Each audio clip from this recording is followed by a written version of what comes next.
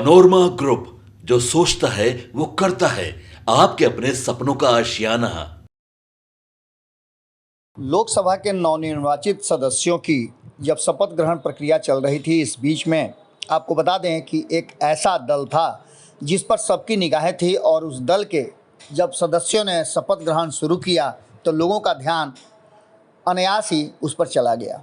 आपको बता दें कि सभी इंतजार कर रहे थे कि चिराग पासवान और उनकी नई टीम किस तरह से एक्ट करती है। चिराग पासवान ने जिस तरह से अपनी टीम बनाई है और जिस तरह से वो चुनाव लड़े हैं, वो कहीं ना कहीं मिसाल कायम करती है, और यही कारण है कि उन्होंने 100% रिजल्ट भी प्राप्त किया है।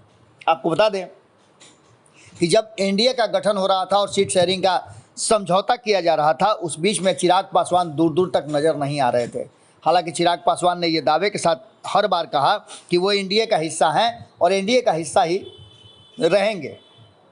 पूरे 4 साल तक लगातार वो एनडीए के साथ अपने आप को जोड़ते रह गए, जबकि उनके ही चाचा जो एनडीए का हिस्सा थे और केंद्र में मंत्री भी थे, उन्होंने कहा कि चिराग पासवान एनडीए का हिस्सा नहीं है।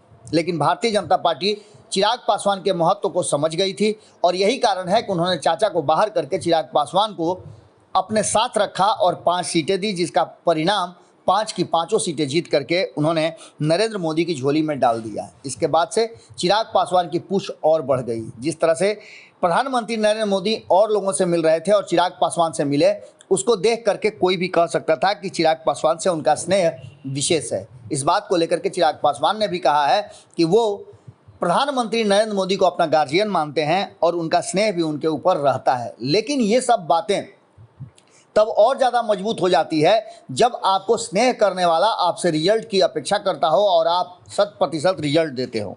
इन सारी बातों को लेकर के एक चर्चा बहुत ज़बरदस्त चली। जब नीतीश कुमार एनडीए में वापसी कर रहे थे, तो ये चर्चा चली लोकसभा चुनाव के पहले कि चिराग पासवान को भारतीय जनता पार्टी ने ऑफर किया है कि वो बिहार में उप मुख्यमंत्री की कुर्सी संभाले, लेकिन उन्होंने इनकार कर दिया है। खूब यह चर्चा चली, जेपी नड्डा अपने साथ ले करके उनको मंत्रिमंडल के शपथ ग्रहण में ले करके भी आए, और ये चर्चाएं खूब चलती रहीं। लेकिन इसी बीच में आपको बता दें कि चिराग पासवान ने इस बात से इनकार करते हुए कहा कि उन्हें अभी अपने कैरियर, पार्टी और आने वाले लोकसभा पर फोकस करना है, और ये बात साबित भी हुई। उन्होंने जिस तरह से भारतीय जनता पार्टी का भी मान बढ़ाया, क्योंकि भारतीय जनता पार्टी ने महिलाओं को टिकट नहीं दिया था और उसकी भरपाई अपने तरफ से चिराग पासवान ने की। उन्होंने 2-2 महिलाओं को अपने 5 टिकट में से ही दिया और 5 सीटों में से वो सभी जीत करके आए हैं।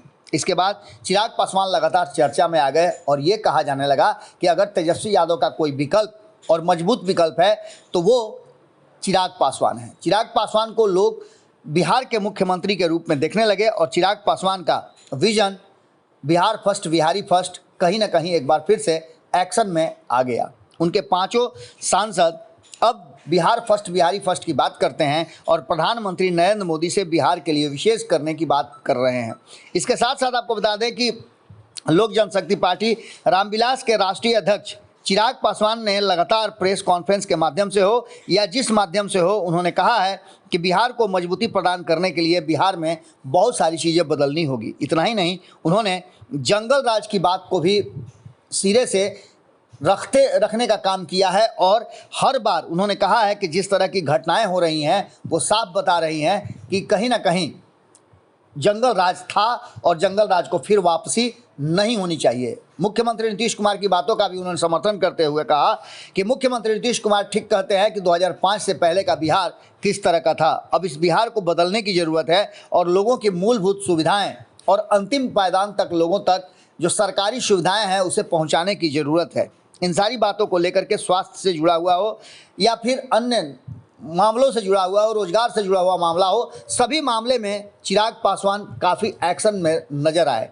इस बार भी उन्हें जो विभाग मिला है उस विभाग को लेकर के उन्होंने फूड प्रोसेसिंग यूनिट और अन्य कई तरह की सुविधाएं और कई तरह के रोजगार बिहार में खोले जाने की बात कही है।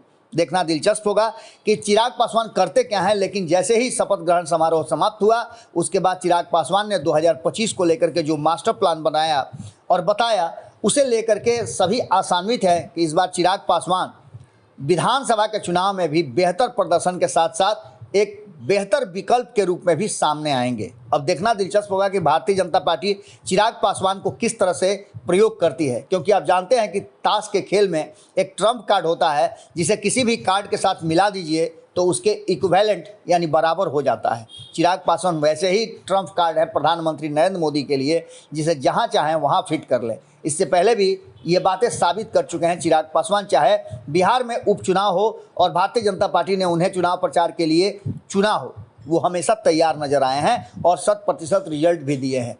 अब 2025 के चुनाव की तैयारी है, उसमें नीतीश कुमार और चिराग पासवान में कौन ज़्यादा फ्रूटफुल होता है ये देखना दिलचस्प होगा। दोनों के बीच का जो दूरी है, या फिर कहा जाए दोनों एक साथ मिल करके जो 2024 के चुनाव में प्रदर्शन किए हैं, वो काफ़ी सराहनीय रहा है। अब आगे की रणनीति क्या होती है ये देखना दिलचस्प होगा। जुड़े रहिए भारत लाइव के साथ, अगली खबर जल्दी ही आपके सामने होगी। बहुत बहुत धन्यवाद। पनोरमा ग्रुप, जो सोचता है वो करता है। अगर ये वीडियो पसंद आई और वह बिहार के राजनीति और बिहारियत से सरोकार रखेनी तो सब्सक्राइब बटन दबा के चैनल के सब्सक्राइब कर ली। ओजे एगो घंटी बा, ओकरा बटन दबा देला से कुल सटीक और मारक खबर रुआ मुफ्त में मिल जाई। अगर रुआ पत्रकारिता के हमनी के नया प्रयोग में सहयोग कर चाहतानी तो ज्वाइन बटन दबा दी। पेटीएम नंबर नोट कर ली 9386816700। धन्यवाद।